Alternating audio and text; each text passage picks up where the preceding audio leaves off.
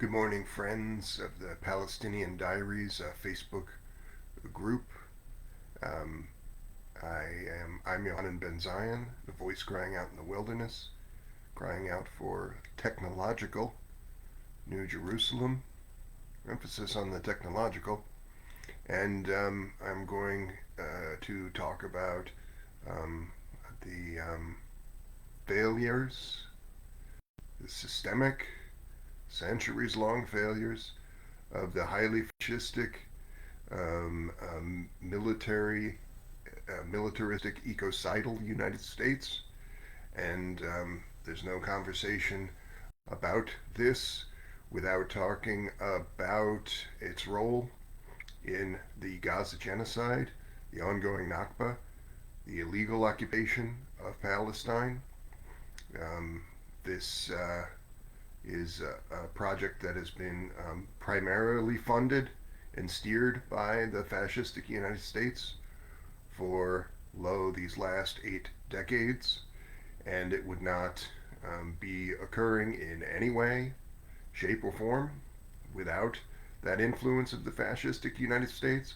If you look at these worst evildoers in the so-called State of Israel, um, from Satan Yahoo at the top on down to that handsome young man Smotrich, Beelzebub Schmendrick, as I like to call him. If you, not, this is hardly a thing to say that this is a handsome person. This is a demon in human form. But if you look at all of these people, they have a very recent ancestor likely in living memory or close to it, who, not all of them, but many of them would have had a dramatically more socialistic ancestor than themselves in recent times, and a person who would have been very much disinclined to the mass murder of Arab people solely for the purpose of having stolen their land. So, what's the difference between these earlier generations of of uh, Jewish folks and the Israeli leadership, and by and large the people of Israel today? Um, it is the influence of the Western world, most particularly the fascist United States and UK, and the UK's role there in corrupting this thing should not be understated, but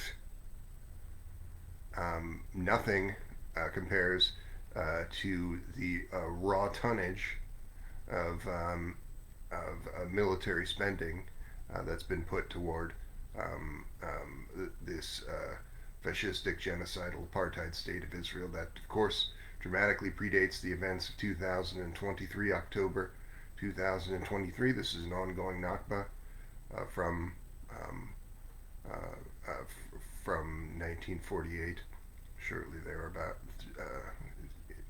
in these times. Um, and no one would make the case that any other state has this role of supplying and steering Israel with all of this ordnance. This ordnance could be 5 to 10% by certain estimates, by studies. There's not enough studies being done of this, suggesting that 5 to 10% of the total human environmental footprint in the year 2024 was caused specifically by U.S. and Western made bombs. 10% of all of the destruction of the environment in this omnicide, which we must prevent, is being caused by explosions of bombs, of ordnance, and an awful lot of that is specifically being employed on this small area of Palestine, and most particularly Gaza. This equivalent of many, Hiroshimas and Nagasaki's in terms of this ordinance being used on this small area, this effective concentration camp, people forced in concentration camp conditions, fighting for their lives, fighting for their freedom. They're being summarily executed for this, and you can scarcely find an American person or a Westerner who will not equivocate on this, and in doing so, sympathize more with the Nazi, the Zionist Nazi, holding people in concentration camps for no crime other than those Nazis having stolen their land and property and lives. Um, and no one would make the case um, that for example, Israel, oftentimes even on this in this very page, it's suggested that Israel itself is um, orchestrating much of world affairs, and there is a kernel of truth to that. Just as there is an organization in the United States called IPAC, which all of the far right, neoliberal, and militaristic duopoly swine, generally referred to as adversaries. These Republicans and Democrats, they're adversaries, but they all have the same inhumane economic policies. They all have the same inhumane foreign policies, and they all kowtow to this organization IPAC, effectively a spy organization that bends U.S. policy in this dramatically more Zionistic, fascistic direction. And so such influences are seen the world around, but Israel is a small number of millions of people, and it's described as a regional superpower, but that superpower status derives solely from the activity of the United States, and this um, this military client relationship. No one would make the case in saying that Israel itself is not the tail being wagged by the dog, but that the tail is wagging the dog. That's to say that Israel is really in control of world affairs to a higher degree than the fascist West, or particularly the fascist United States. No one would make that case when they start to break down the numbers, because no amount of money is flowing from Israel into the United States. No amount of military support of any real kind is flowing into the United States, whereas many billions and billions per year, amounting to trillion dollar money pit that the U.S. is throwing money into, create, maintain, and control their puppet regional superpower. So no one makes the case that any other nation has this relationship with Israel, or that Israel has this relationship with any other nation. This is a uniquely American fascistic thing, and it bears repeating, because if I look at and I do look at them, the last 100 posts or so in this group, Palestinian Diaries, they relate to the Gaza genocide, they relate to Palestine, they relate to the Zionist fascist entity. They don't relate very much to the fascist United States as a main cause of all of this. And this this is a serious problem, right? Israel may or may not cease to exist in the next few years. I think it's highly likely that it would. But whether that occurs or does not occur is not a key deciding factor in whether the omnicide, that's to say, the capitalist climate apocalypse, threatening all mammalian life on Earth, and which we must stop before 2029, because after 2029 we will have reached this period in history that we could describe as the period of runaway overheating, wherein in the years and decades to follow, human life will become untenable on planet Earth, and there is no planet B, as as we often say, and so we must preserve planet A.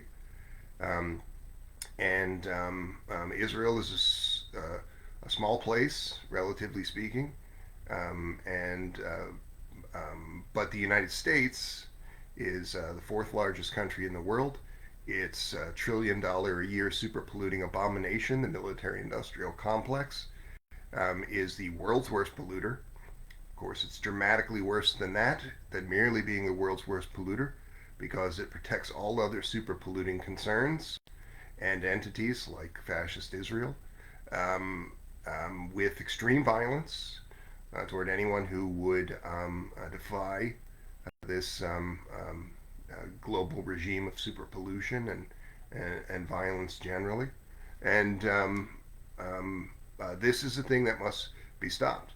We must transform sectors, and the top of that list is abolishing the United States military-industrial complex. This is a thing that we must do to ensure human survival before 2029.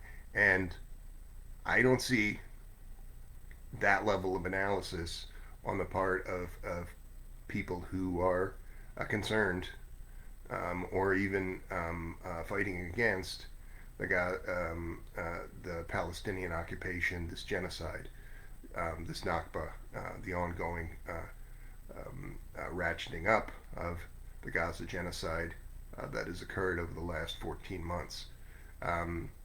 You do this at your peril. If you would fight a war, but you don't recognize who your actual enemy is, no, you are not fighting a war. You are spinning your wheels in the mud. And this it was harder to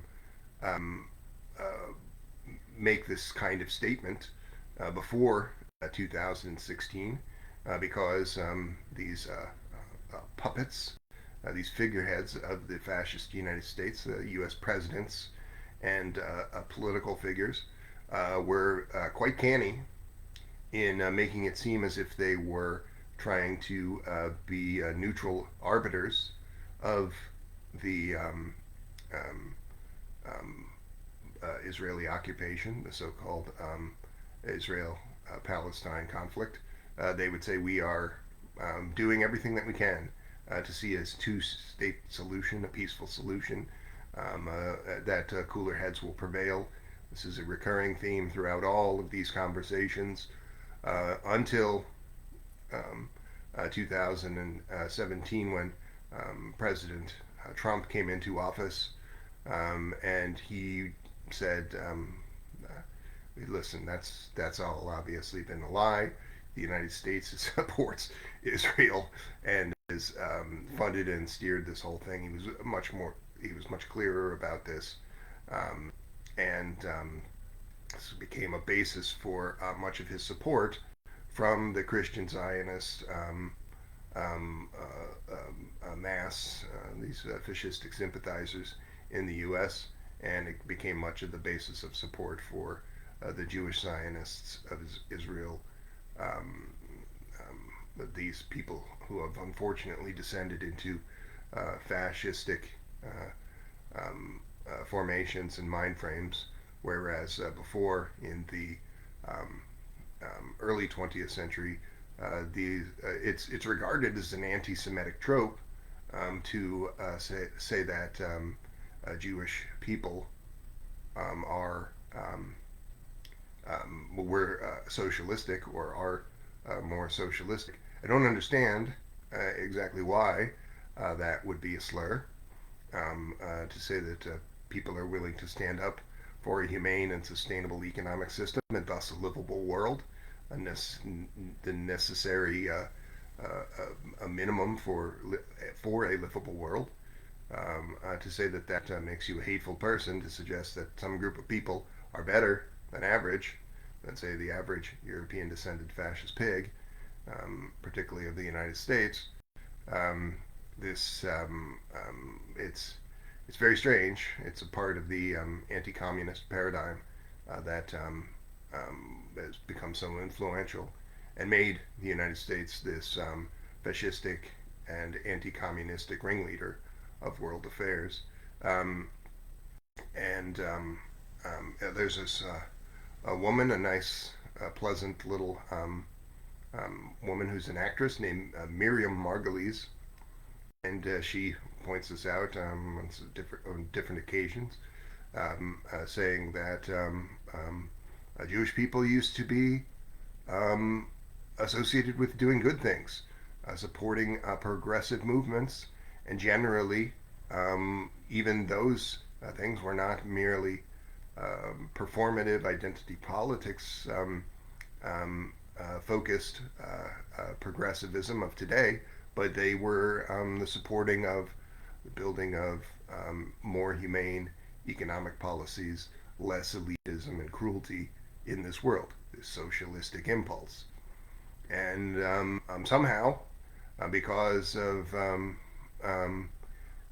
largely the actions of the fascistic United States and fascistic UK, in that order, these people have become dramatically more fascistic, so much so that you would say that they are now on par with the European descended fascist pig generally in terms of these fascistic sympathies, and the state, strange experiment of the Jewish state, has become a pariah state in the eyes of the world because of this. It is indeed quite a sad situation. And if you go back to 1945, the months before and after that time, at the end of the Second World War, an awful lot of these folks, European descended Jewish folks, who had just survived horrors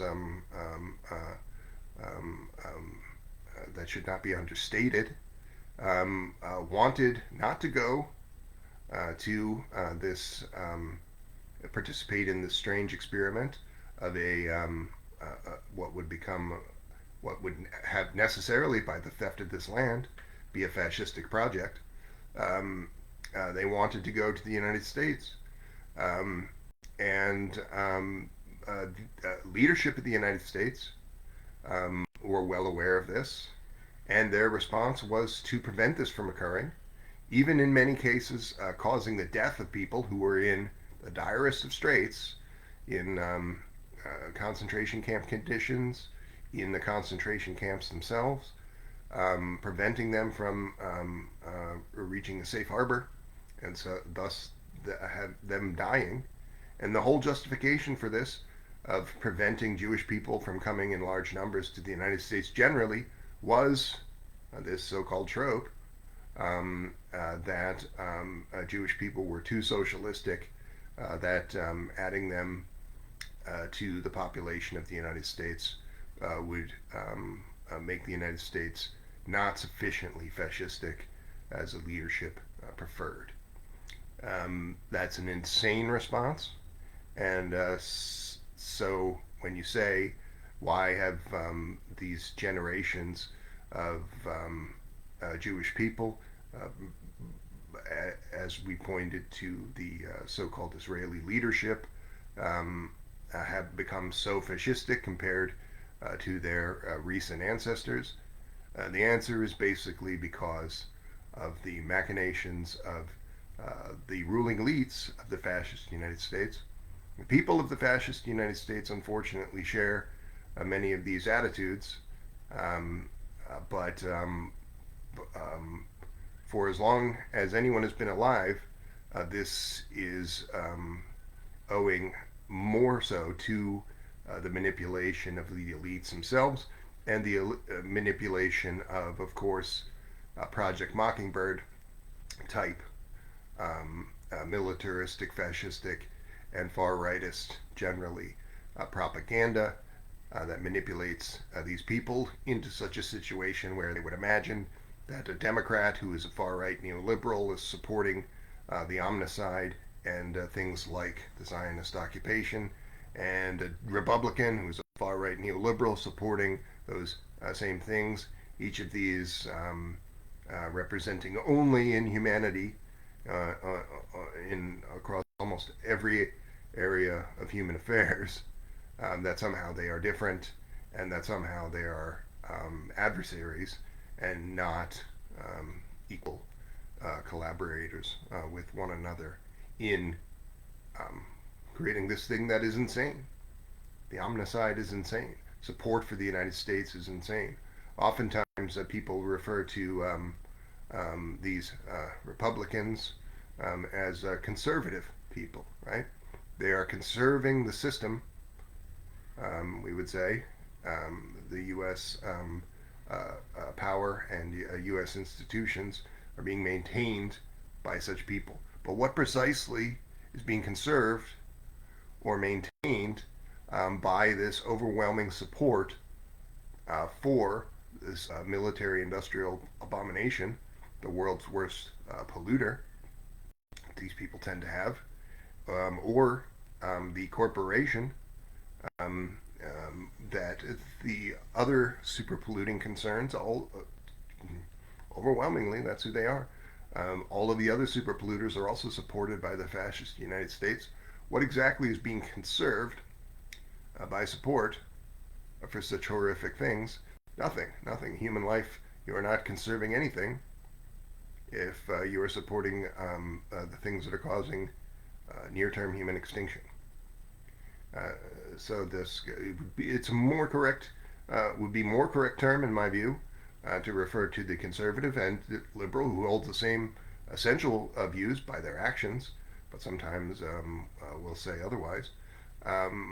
It's more correct to call these people not conservatives, but lunatics, utter fucking lunatics.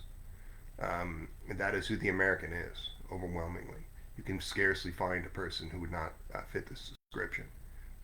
It's a large open air lunatic asylum, and that's owing to the operations of this Project Mockingbird type phenomena. Um, um, and I do often like to talk about what might be done in this 5 year time frame to stop this omnicide, and so I would like to talk about that now. Um, I am, as I said, a supporter of this thing that I would term a technological New Jerusalem, but that's a rather vague and even somewhat lyrical turn of phrase, so I shall articulate it more clearly. I am a supporter of the building of a people's super intelligence. That's to say, the use of artificial general and artificial superintelligence in a way that is not what it is under the U.S. Current control of these sectors, which is effectively not superintelligence, but superpowered super stupidity, hastening the omnicide. Almost every technologist and technophile in the United States and in the West is a creature of the military industrial complex and thus a supporter of the omnicide, um, and is also operating within or supporting overwhelmingly for profit concerns generally, which are similarly problematic. And but there is this possibility to restore what was done, what could have been done to a far higher degree in the course of the 20th century. This idea of an artificial intelligence takeoff is not a new one. The concepts of artificial general intelligence and the reaching of human levels of skills of some advanced computing models or other was conceived of in the 1960s, as was the term artificial intelligence. And it was generally believed that things of that strength would be developed in a few short years. And it's very easy to dismiss that and say, oh, that was naivete on the part of those people. But consider this: from 1971 to 1973 in Chile, under cybersyn mandates to build a technological planned economy, great strides towards what would have been the first step toward a people's superintelligence were made, and a technological planned economy was being constructed there. The fascistic United States and its odious Western allies, but particularly the fascistic United States, saw this and recognized correctly that it was a threat to its power. That building of technological planned economies in the global south would have inspired the world, aside from not allowing them to siphon off resources from those places and engaging in mass murder and theft as they had done. It would have inspired the world to do similar things, building technological planned economies, much the way that the Soviet Union in 1917, at its foundation, inspired the world to do things like build public health services and jobs guarantees and housing authorities guaranteeing housing to all. Um, these things were not in common practice before this time. They were not really fully fledged before this time, and they became so because of the emergence of state socialism on the world stage. Cybernetic socialism, what I would contend would be a higher form than state socialism, could have transformed the world even more than this.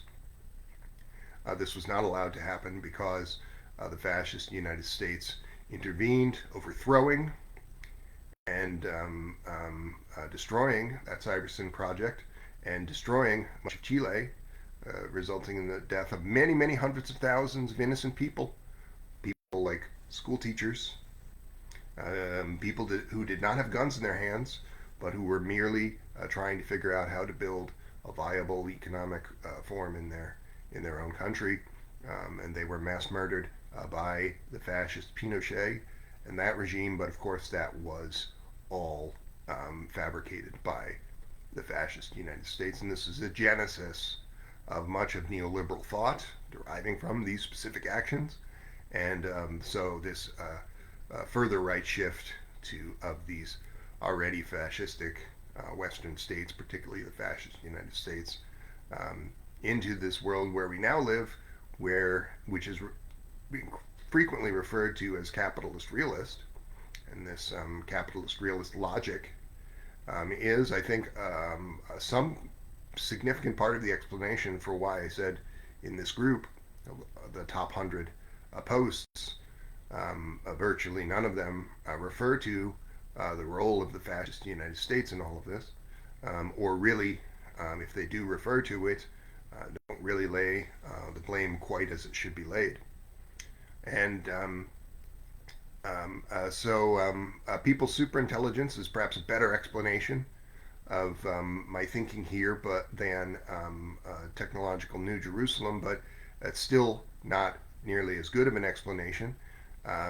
So I will articulate it further by saying that we need to build an open source, large language model agent network, effectively a work group that would, by the nature of the AI agent, become a workforce multiplier, so that a group of, say, 100 people in this network who have downloaded, let's say, an open source large language model to computers with GPU machines.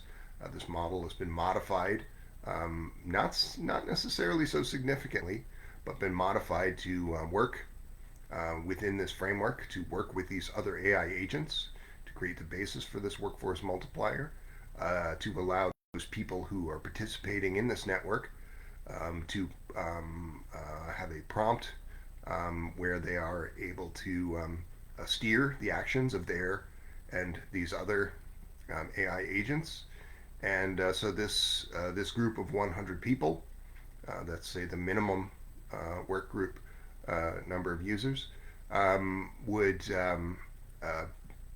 be able to do more work, whatever kind, than even them being lay people, than 100 professionals, scientists or engineers, let's say, in another work group not possessing of this AI agent mass as workforce multiplier.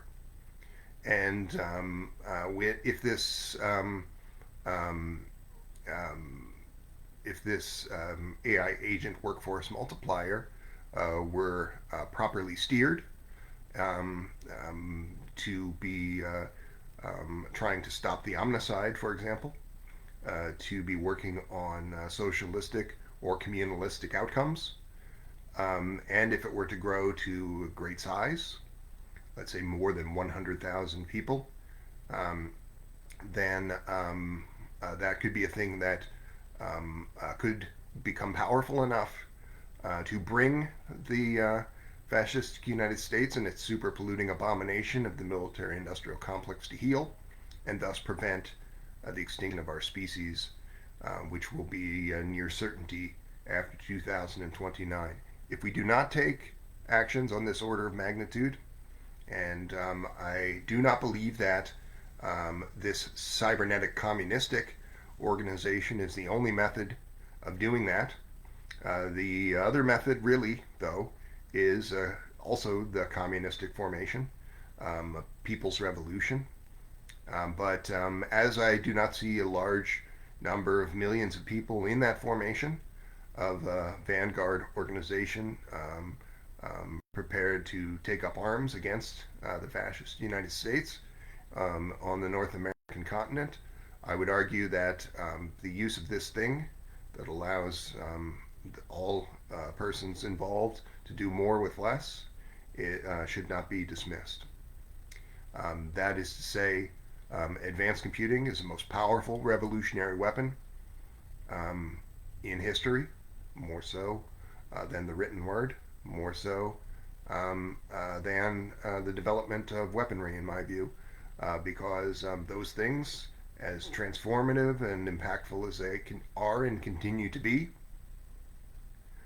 what they are not is the effective replication of human beings, and so this thing that I describe as a workforce multiplier, and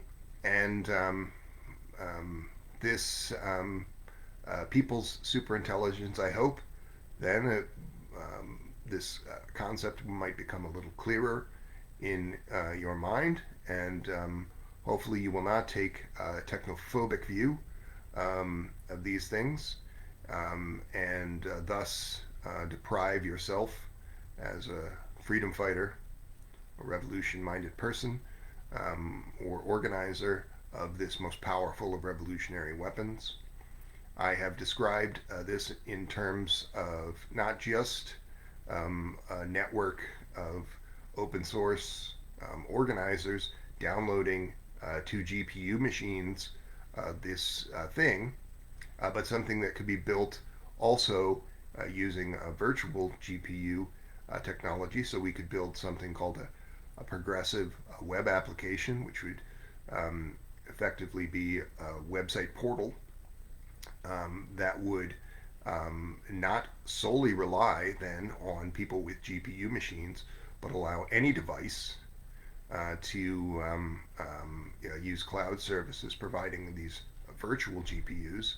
And so any device and less skillful users of computers could then begin to participate with this relatively simple thing, the use of a prompt, and the steering of this AI agentic mass.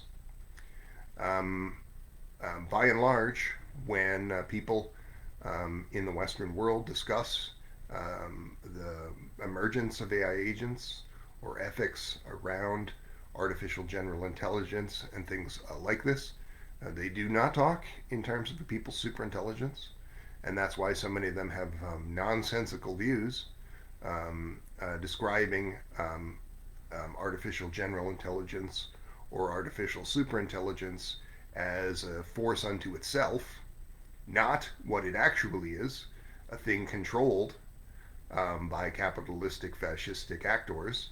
And when these people say that this thing is an alien force that threatens the world, they are uh, like I saying that Israel is worse than the United States, failing to recognize the actual landscape, failing to recognize the actual enemy there, the capitalist, and so attributing to advanced computing features that it does not possess. Um, um, do not succumb to this movie logic of films like The Terminator, where you imagine that advanced computing will ever become something other than a tool, that it will become somehow so autonomous and so possessing of insights and agency and a desirous of control over human beings. That's a real movie logic thing there. That it will take over the world. That risk of it taking over the world is very real, but that is not computers taking over the world. That is capitalistic fascists further solidifying their power using advanced computing, not as the most powerful revolutionary weapon, but in that case as the most powerful counter revolutionary weapon in history. And that is what technologists do at present. And by and large, all of these narratives around advanced computing are meant to confuse folks in service to that techno-fascistic development. Um, we can do the incredible things with artificial general intelligence and artificial superintelligence, which you can see are basically indistinguishable. For example, by my definitions of a people's superintelligence, we have something that is less than artificially generally intelligent at each node. The AI agent of late 2024 is such as that of Llama 3.2, an open source product that could be the basis for this much of this agentic mass. It is not generally held to be generally intelligent. It is not generally held to have human level comprehension and planning and actions.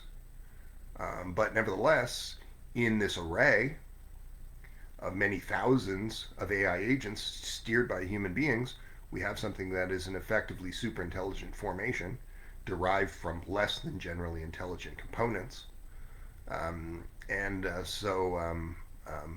The difference then between artificial general intelligence in this world and artificial superintelligence in this world is not ever, I believe, going to be a very clear one. This emergence of the people's superintelligence, particularly, could lead to outcomes better than merely stopping the dramatic harms caused by the fascist United States or stopping the capitalist climate apocalypse. It could lead to very, very new and interesting developments deriving from a people's superintelligence, such as the ability to orchestrate and provide the provision, the provisioning in every land of universal basic services, extending that project of state socialism, of providing um, things like a housing authority, a guarantee of housing, a public health service, a guarantee of medical care, and jobs guarantees the guarantee of the basic necessaries financially of life um, into the 21st century and onto every continent of origin. I think this should be the task of the people's superintelligence, and I think it must be approached from a triage type perspective. That's to say, the places where people are held in bondage, literal situations not dissimilar from chattel slavery. People in the global south still working without real pay in mines or on plantations in ways not dissimilar from that of the 1500s or 1600s or 1700s or 1800s. This is true of many, many millions of people, that we must see that these people first given the necessaries of life. That should be the task of the people's superintelligence after stopping the extinction of all humankind. Similarly, I mentioned a public health service, but a public health service that is a single payer, a public health service that is dramatically transformed by advanced computing, that is AI run, could also begin to treat ailments to such a degree, and even the reversing of mortality itself. This thing called longevity escape velocity being reached for the masses, so much that we could say we would reach an era in the building of a people's superintelligence of universal super longevity, wherein everyone would live as long as they want. Say, well, maybe I don't want to live hundreds and hundreds of years. I don't think that you are being very honest if you say a thing like that, because you haven't lived 100 years yet. And if you had lived 100 years, you would probably still cling to life as you do now. You haven't killed yourself now. I can't imagine you doing so under only a slightly different circumstance.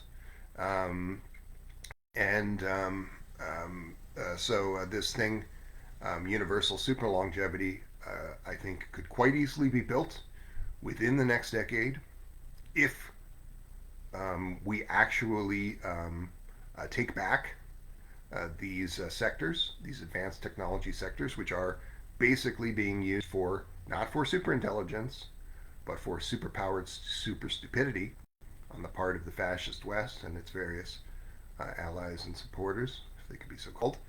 Um, and we could build this cybernetic communist formation of the people's superintelligence operating on those principles, and then see this thing that many of these technologists, folks like transhumanists, do profess to want.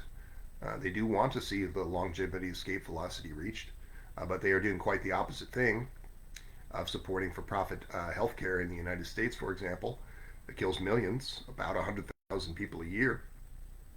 So, how could these people who are not supporting even ordinary longevity support longevity for themselves or others?